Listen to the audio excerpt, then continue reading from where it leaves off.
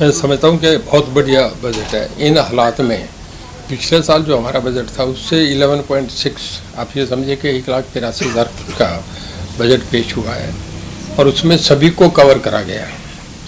जितने डिपार्टमेंट हैं आपके एजुकेशन से लेके PWD भी एंड हमारा भी, हेल्थ भी, पब्लिक हेल्थ भी, मतलब सभी डिपार्टमेंट को पूरा हर एक में बढ़ बढ़ के पैसा खर्च हुआ है। और मैं समझता हूँ पहली बार एक ऐसा बजट आया जिसमें कोई नए टैक्सेस नहीं लगे। हमारा पर कैपिटा इनकम भी जो एक आपका स्टेट की डेवलप का दिखता है, इसमें 2,96,000 रुपये पर कैपिटा इनकम हमारी स्टेट के लोगों की निकली है, जो मैं सोचता हूँ काफ़ी स्टेटों से हम आगे हैं। दूसरा मैं वैसे एक बताऊँ आपका, अभी पीछे नीति आयोग में उन्होंने भी एक जगह कहा है कि जितनी बड़ी स्टेट है उसमें फास्ट ग्रोइंग में हरियाणा नंबर 2 पे आता है। तो मेरे अपने डिपार्टमेंट में अब नया एक थर्मल आ रहा है, ये बहुत बड़ी अचीवमेंट है। पिछले 8 साल में पहली बार एक थर्मल आ रहा है, 850 मेगावाट का, 800 मेगावाट का है। और एक जो पूरे इंडिया में एक नया फीचर जो आया है वो कि 10,000 एकड़ में उन्होंने अरावली जो एक सफारी पार्क जो करने जा रहे हैं, ये पूरी दुनिया का सबसे बड़ा, ख़ास करके एशिया में तो सबसे बड़ा अम्यूज़मेंट पार्क होगा। इसकी फाउंडेशन अभी मेरे ख्याल में इसी 2023-24 में रख दी जाएगी। लैंडमार्क होगी, यह काफ़ी चल रहा है प्रोसेस। और ये पूरे इंडिया में पहले अपने टाइप का एक इस तरीके का पार्क होगा जिसको हरियाणा का बहुत बड़ा, मैं समझता हूँ अगले 10 साल में सबसे बड़ी इकॉनमी हो सकता है हरियाणा। नंबर 2, इसके अलावा आप ये समझें कि पेंशन के लिए 13,000 करोड़ मार्क करा है। 250 बढ़ता है जब पता लगता है कि 13,000 करोड़ रुपये इसमें जा रहा है। अब हमारे पावर डिपार्टमेंट में 8,500 कुछ आया है। खाली पेंशन में 13,000, जितने डिपार्टमेंट को देखें काफ़ी बड़ा हिस्सा जा रहा है, जो 2700 कुछ 250 रुपया बढ़ा है। ये भी एक है। पावर डिपार्टमेंट हमारा वो हो गया। इसके बाद सोलर को बड़ा, क्योंकि प्राइम मिनिस्टर का स्वीट ड्रीम प्रोजेक्ट है, तो हमारे मुख्यमंत्री जी ने सोलर को बहुत बढ़ाने का करा है। हर डिस्ट्रिक्ट पे हम 10 से 15 मेगावाट के अलग पावर स्टेशन है, तो केवल दिन में सोलर को चलाएगा, ट्यूबवेल चलेंगे।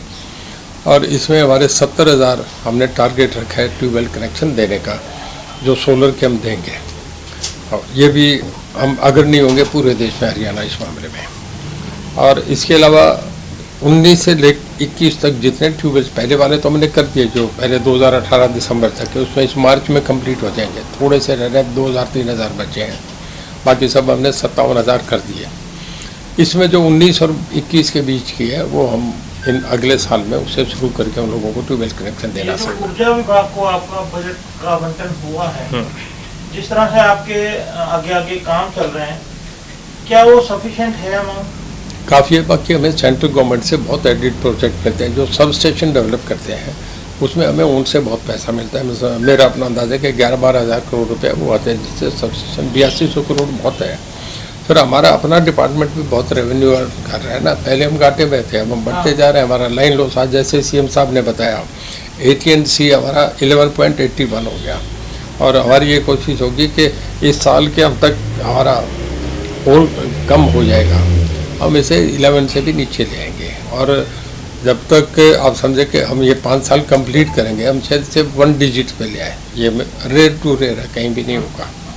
एक गुजरात छोड़ के मेरे ख्याल में किसी स्टेट में इतना नहीं होगा। और आपके पास जो दूसरा महकमा है जेल का, उसमें भी सुधारीकरण की बात बहुत चलती है जी, उसके लिए क्या प्रावधान किया गया है?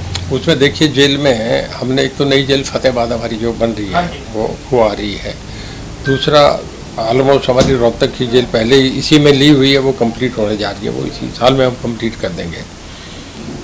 बाकी कई जेलें हैं जिनके लिए अभी लैंड तो भूमि पे है, जब हम उसे ले लेंगे तो उसके बाद बनने की बात है। तो बाकी इसमें जो हमने जितना पैसा मांगा जेल में, कुछ एक एक्सपेंशन है उनमें, अंदर वो रूम्स बनने हैं, वो सारों का सारा हमें पैसा मिला है, क्योंकि वो आता सारा उसी में है ना, होम के अंदर आ जाता है, होम एंड जेल इकट्ठा आता है। विपक्षी दल विरोध कर रहे हैं, खासकर कांग्रेस जो है बजट का निराधार बता रहे हैं।